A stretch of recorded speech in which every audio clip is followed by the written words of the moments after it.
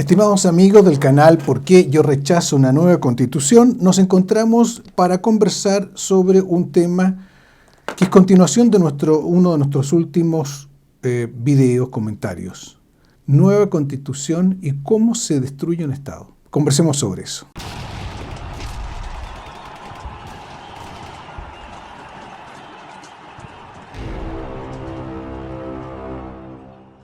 En la última, creo que fue uno de los últimos comentarios que hemos subido, proyectamos un cartel, un pintarrojeo en una garage cerca de la Academia de Humanismo Cristiano que decía: nueva constitución, yo odio al Estado, o algo por el estilo. Y comentábamos la contradicción de que la persona que escribió eso, o los que escribieron eso, manifestaban dos sentimientos que aparentemente eran contradictorios. La Constitución es la organización de un Estado de Derecho y odiar el Estado es querer aniquilarlo. ¿Cómo se puede entonces manifestar al mismo tiempo un odio al Estado? Creo que la palabra era a Estado asesino. Y no se refería a un Estado capitalista, a un Estado fascista, a un Estado... No, era Estado, o sea, cualquier concepto de Estado ya era asesino. Y al mismo tiempo, nueva constitución. Mostramos que en eso obviamente había una contradicción. Ahora, ¿cómo explicar esa contradicción? Para entender un poco lo que está detrás de la cabeza de los que pintaron eso y de los que quieren una nueva constitución, en el fondo, sin Estado, o con un Estado casi inexistente, fuimos a las bases ideológicas, a estudiar un poco las bases ideológicas del Partido Revolución Democrática, que es, a todas luces, uno de los partidos que más propugna esta nueva constitución y que lleva el pandero, por así decir, o el marchand, como dirían los franceses, de la posición más extrema en la izquierda, en una izquierda que antiestatista, antiestado, más que antiestatista, antiestado, pero al mismo tiempo todavía una convivencia, o sea, no una anarquía total, sino que una anarquía pacífica, digamos, o una anarquía consensuada. Y nos pareció interesante comentar con ustedes, nos pareció porque este canal es un portavoz de Credo Chile, que es una organización donde estamos muchos empeñados en impedir que se cambie la actual constitución por una constitución que es un salto en el vacío. Pero como ustedes van a ver, no es tan salto en el vacío. Hay coordenadas que ya nos van explicando mucho hacia dónde esta gente quiere dirigirse. Entonces paso directamente a leerles los puntos que me parecieron más sustanciales, por lo menos en una primera aproximación, podemos continuar en otra oportunidad, sobre qué es lo que entiende este partido Revolución Democrática por Estado. Esto fue publicado en el año 2015, por lo tanto, 3 años antes de que se llegase al acuerdo de una nueva constitución. El primer punto que dice las conclusiones del segundo Congreso Ideológico del Partido Revolución Democrática dice lo siguiente: el horizonte de la Revolución Democrática, el buen vivir. Deseamos construir una sociedad que busque el buen vivir y por lo tanto la felicidad y la libre autodeterminación de los pueblos. Esta sociedad está basada en un nuevo modelo de desarrollo sustentable que se sostenga en relaciones armónicas con la naturaleza, pues estas son una parte fundamental de la felicidad de los pueblos. Hay aquí ya un primer concepto que nos orienta sobre qué es este deseo de una nueva constitución. Es una filosofía que no ha sido nunca suficientemente bien definida, pero que está muchas veces repetida en la actual constitución boliviana, y es un concepto que está en todo el socialismo bolivariano, que es el buen vivir. El buen vivir, en teoría, viene de un concepto indígena que sostendría una especie de armonía entre el ecosistema, las personas, el progreso, la economía, y se llegaría a una especie de, por así decir, coexistencia entre las personas, el medio ambiente, la biosfera, el crecimiento económico, que no sería crecimiento económico, sino que sería una especie de una economía de autosustentación, muy parecida a la economía de los pueblos primitivos, que el comercio se podría también efectuar por trueque o por monedas aleatorias que cada grupo acordaría entre ellos, obviamente una economía cerrada, no competitiva. Estos son conceptos, son ideas del buen vivir que está, como les digo, muchas veces sancionada expresamente en la actual Constitución Bolivariana de Bolivia, hecha por el expresidente Evo Morales. Esos son, digamos, conceptos que están no bien definidos, pero que están en la misma línea, tanto que ellos dicen, somos parte del Foro de San Paulo y queremos contribuir a la construcción de un nuevo ciclo para la izquierda en Chile y América Latina. Ahora, el Foro de San Paulo fue justamente el intento que hizo el expresidente Lula, hoy día depuesto, perseguido por la justicia por N grados de corrupción, de aprovechamiento de bienes públicos, de aceptación de sobornos, y su continuadora, la expresidenta Rousseff, depuesta por el Senado. Esta es más o menos la línea de continuidad y que hoy día la sigue el Grupo de Puebla, que reúne y que anima esta izquierda latinoamericana bolivariana. Continuemos, sin embargo, con las conclusiones del primer congreso ideológico de este partido. La Revolución Democrática desea superar el orden neoliberal impuesto en la sociedad. En Revolución Democrática aspiramos a la democratización de la riqueza, entendiendo con esto como la superación del capitalismo en su versión neoliberal actual. Esto es también otro concepto muy repetido, pero nunca suficientemente explicado, porque si ustedes van a ver, las izquierdas siempre atacan el neoliberalismo, el liberalismo, la propiedad privada, pero nunca proponen cosas en sustitución. Bueno, perfecto, acabemos con el neoliberalismo y democraticemos la riqueza. ¿Pero qué quiere decir democraticemos la riqueza? El fin de la propiedad privada, que todos pasen a ser esclavos del Estado, como en Venezuela, como en todos los países que fueron detrás de la cortina de hierro, como el socialismo de siempre que decía, como decía Proudhon, la propiedad, he ahí el robo. ¿Eso es lo que se pretende? Díganlo entonces claramente. ¿Por qué utilizar un neologismo no claro que a través de dos conceptos que son democratización de la riqueza? Todos queremos que todos seamos ricos. Si se entiende por eso, democratización de la riqueza, ¿quién puede no querer que todo el pueblo sea rico? Pero ustedes van a ver que no es por ahí que ellos quieren conducir hacia el texto de una nueva constitución. Más adelante dice el párrafo siguiente, queremos superar el orden económico y político que promueve las relaciones de dominación. Es siempre lo mismo, es el concepto igualitario anárquico, por donde todas las personas serían perfectamente autodeterminadas, o sea, nadie dependería de nadie, pero al mismo tiempo nadie tendría nada.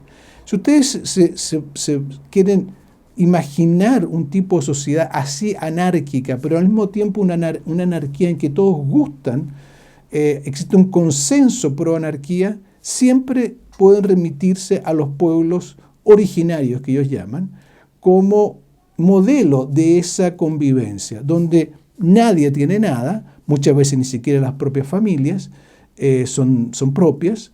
Sin embargo, nadie tiene aspiración, nadie guarda, nadie tiene capital, Sin embargo, todos conviven en una especie de armonía entre ellos, porque basta que entre uno que sea de la tribu de al lado, que se lo comen frito, pero que hay una especie de energía vital que pasa por todos. Es una cosa hasta medio mágica, por así decir, pero que existió y que puede ser que todavía exista en ciertos pueblos. Es hacia allá que es ese ideal tribal, y por eso toda esta insistencia en los pueblos originarios es justamente por eso, porque ellos ven en esos pueblos originarios primitivos una especie donde se dio la utopía de la completa libertad y la completa igualdad.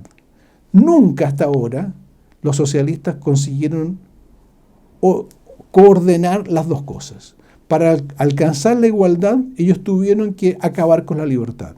Véase detrás de la cortina de hierro, 100 millones de muertos, véase Venezuela, véase todos los países, Nicaragua con 4 o 5 mandatos de Ortega, en fin, véase todo y vamos a constatar de que siempre la libertad fue conculcada en pos de la igualdad. Sin titubeos ni dudas algunas, Íñigo Errejón hace una defensa del régimen chavista de Nicolás Maduro. Presten muchísima atención a las barbaridades que suelta el de Podemos con respecto a los derechos y libertades en Venezuela o cómo viven sus ciudadanos. Ver para creer. Lo más radical que pueden hacer las fuerzas transformadoras es construir normalidad. ¿Por qué defiendes el gobierno de Maduro en Venezuela? El proceso político en Venezuela ha conseguido inmensos avances en una transformación de sentido socialista, inequívocamente democrática, donde se respetan los derechos y las libertades de la oposición, que dicen todos los días por casi todas las televisiones que viven en una dictadura. Yo solo veo retrocesos. No. En Venezuela la gente hace 3 comidas al día. En Venezuela la población ha bajado alrededor de 10 kilos en promedio en los últimos años. Yo ese dato no lo tengo. Yo sí.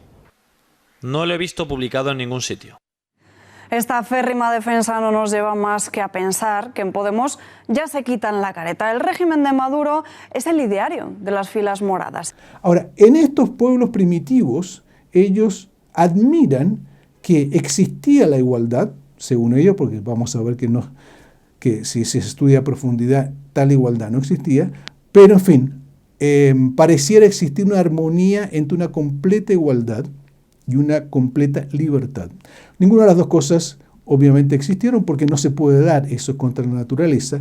Los hombres de por sí aspiran a algo mejor. Todo hombre aspira a crecer, no solamente mentalmente, intelectualmente, sino que también físicamente. Está dentro de su propia naturaleza, tener un jardín a la salida de su casa, tener una chimenea que haga que el humo salga de la choza. Todo eso fue lo que hizo con que se construyera una civilización y una cultura. Los pueblos primitivos fueron poco a poco progresando, salvo algunos pueblos que ellos consideran que son los últimos restos de ese ideal primigenio de completa libertad en absoluta igualdad. Bien, pero sigamos con Revolución Democrática. ¿Cuáles son los medios para alcanzar la revolución democrática que soñamos? Aquí viene un punto importante justamente sobre el tema de la propiedad privada. Dice, validamos el poder institucional en la medida en que esté subordinado al poder de la ciudadanía. Aquí ya empezamos a ver la explicación de cómo es que se puede odiar al Estado, asesino, y querer una nueva constitución. Y le repito la frase porque vale la pena. El poder institucional, ¿qué es el poder institucional? El poder institucional, entre otras cosas, es la Constitución. En la medida, la valoramos, o sea, le damos importancia, en la medida en que esté subordinado al poder de la ciudadanía. Ahora, el poder de la ciudadanía es un poder siempre en cambio. La ciudadanía de hoy puede querer una cosa, la de ayer quiso otra, la de la mañana podrá querer otra. Ahora, las constituciones no están permanentemente en cambio. Las constituciones son ordenamientos jurídicos estables que pretenden permanecer en el tiempo. Una de las más, digamos, valoradas constituciones del mundo es la Constitución de Estados Unidos, que es anterior a 1789, a la Revolución Francesa, es del siglo XVIII. Eso, y solamente ha habido pequeñas reformas. Ese tipo de constitución estable es imposible para una noción de poder de la ciudadanía, porque la ciudadanía es mutable, evolutiva, cambiante en sus deseos, y eso está dentro también de la propia naturaleza. Por lo tanto, querer una nueva constitución estable es un asesinato. Y ahí está la visión del Estado asesino. El Estado es asesino porque no está permanentemente aceptando los caprichos de la ciudadanía.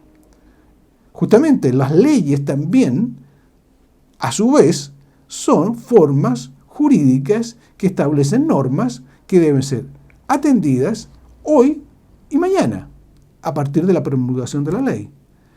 Todo este concepto de estabilidad social está puesto en jaque en esta forma de establecer una revolución democrática. La revolución democrática debería estar en permanente evolución y en permanente consulta popular. Ahora, esa consulta popular no sería meramente una elección presidencial o una elección legislativa, como hasta el día de hoy entendemos la democracia. Sería un plebiscito a propósito de todo y para todo. Entonces, si queremos, por ejemplo, saber si esta comuna quiere cuarentena o no quiere cuarentena, plebiscito. Si el ministro dice que debe haber cuarentena, si el aparato médico confirma la opinión del ministro, si la Organización Mundial de la Salud, bastante cuestionada por otra parte, pero en fin, apoya la declaración ministerial, todo eso no serviría de nada una vez que el plebiscito dijo que no, que las personas pueden salir. Entonces ustedes ven que eso se va introduciendo un sistema caótico, sistema en el cual muchos alcaldes están lamentablemente bastante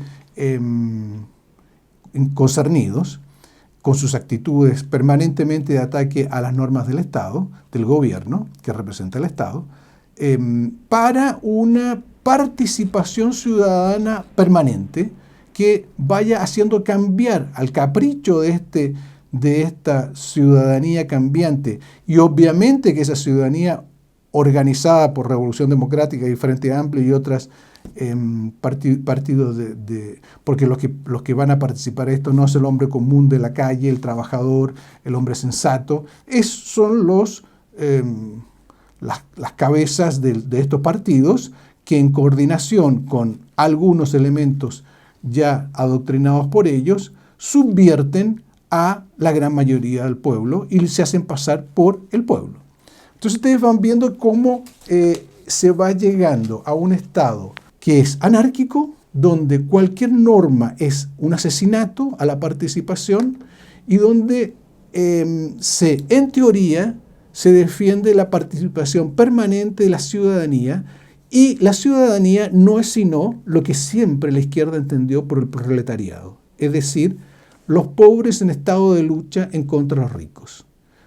Es tan simple cuanto esto, pero con nuevos ropajes de democracia y de participación. Ustedes ven hacia dónde nos quiere llevar esta nueva constitución. Y digo hacia dónde nos quiere llevar esta nueva constitución porque estoy cierto de que, y de eso creo que no puede haber duda ninguna, de que aquellos que están más a favor de acabar con la actual constitución lo hacen en el sentido de que la actual constitución es por excelencia, podríamos decir, un orden jurídico basado en principios estables de moral y de civilización cristiana. Es eso lo que ellos quieren cambiar, y es eso lo que ellos quieren destruir con una nueva constitución. Por todo eso, y por mucho más que continuaremos en un nuevo programa comentando, es que yo rechazo una nueva constitución. Y no solamente la rechazo, sino que estoy haciendo este video para que pueda usted también conocer nuestras razones, sumarse a esta campaña "Yo rechazo una nueva constitución", haciendo un like, suscribiéndose a este canal, enviándolo a sus conocidos, en fin, participando de manera activa, haciendo comentarios, pero no dejemos pasar el tiempo y sin llegar hasta el próximo 25 de octubre, que hasta el día de hoy está fijado la nueva Constitución, el plebiscito para aceptar o rechazar una nueva Constitución, sin que la mayoría de nuestra población sepa bien el peligro que significa esa nueva Constitución. Muchas gracias y recuerde que nos puede pedir nuestra revista por Chile en Llamas. Ya hemos difundido varios miles de ejemplares y queremos que llegue a la máxima cantidad posible de personas. Por eso se la ofrezco gratuitamente, pidiéndola al canal, al email revista@credochile.cl. Muchas gracias y nos encontramos en un próximo comentario de por qué yo rechazo una nueva Constitución.